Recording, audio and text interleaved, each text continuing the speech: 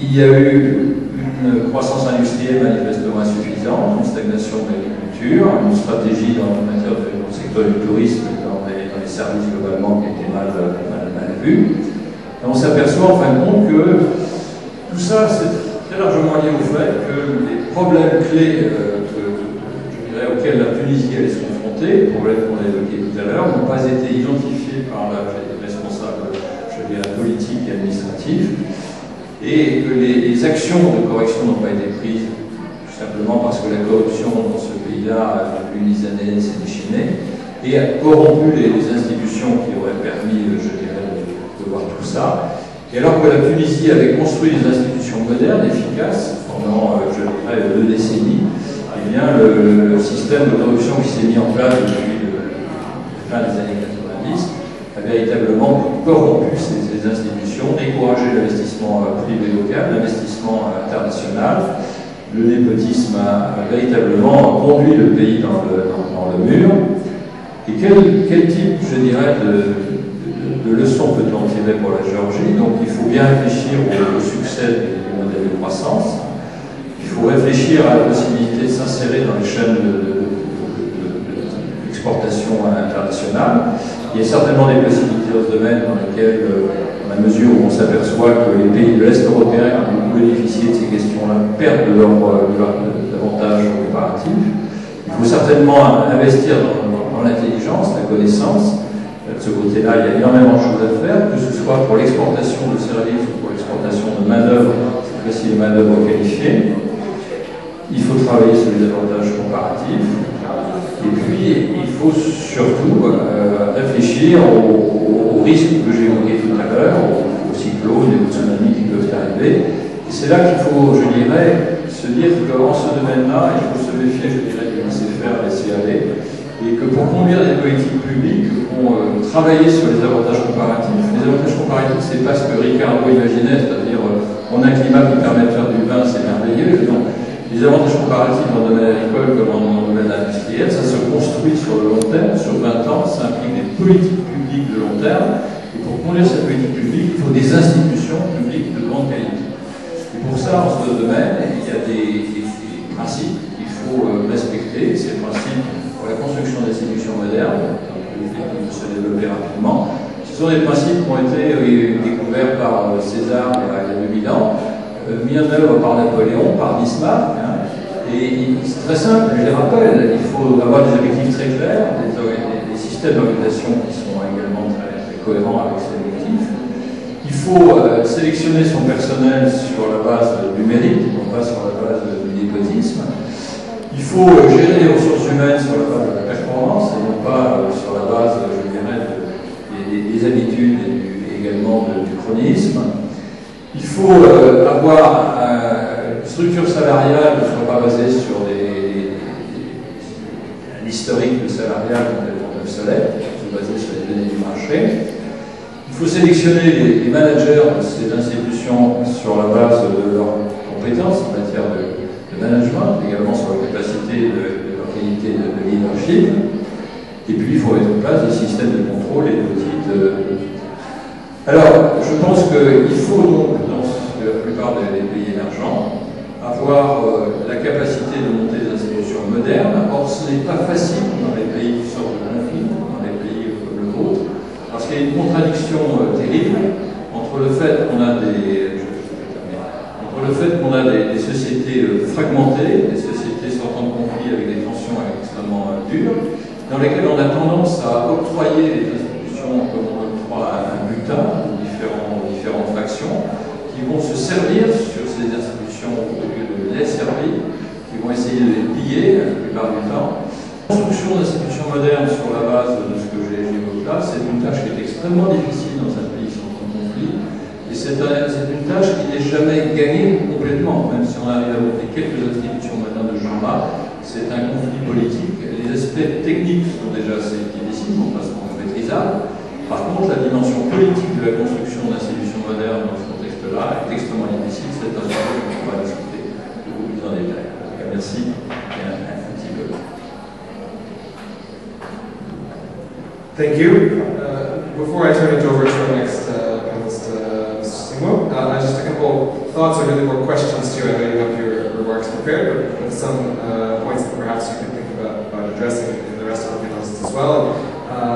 One is about the difference, or perhaps navigating both external difficulties in a regional or global context that perhaps are not particular to the country that is thinking about embarking on a policy of reform and institution building, and how it can both meet its domestic national needs and begin to think about institutions in a domestic context, but also thinking about some of these hurricanes or tsunamis that exist entirely outside of its control, that are beyond the government's ability to manage or preempt, and how it can nonetheless perhaps think about these things or prepare one.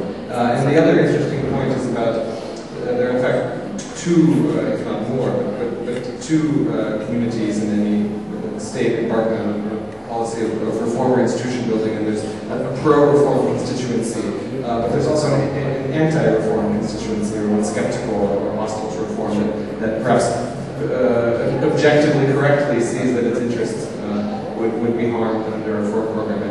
I'd be curious to hear all of your thoughts on how that first group can be enlarged and that second group can be made smaller, and whether it's a question of, in fact, does progress on the reform agenda, if it is successful in and of itself, make that second group smaller.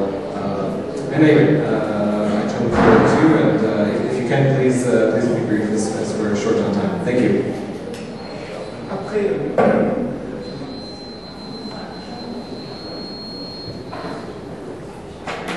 Après Serge Mikhailov, je parlerai aussi en français, et plus spécifiquement, je voudrais de réfléchir sur qu'est-ce que ça veut dire faire du state building, qui est un peu différent du nation building, même totalement différent, comme l'évoquera notre collègue hongrois, après un conflit, après une intervention humanitaire internationale. Talleyrand, qui fut le ministre des Affaires étrangères de Napoléon, qui avait été avant de la Révolution et ensuite du roi, qui était un grand réaliste et un grand cynique, disait on peut se construire un trône avec des baïonnettes, mais on ne peut pas s'asseoir dessus.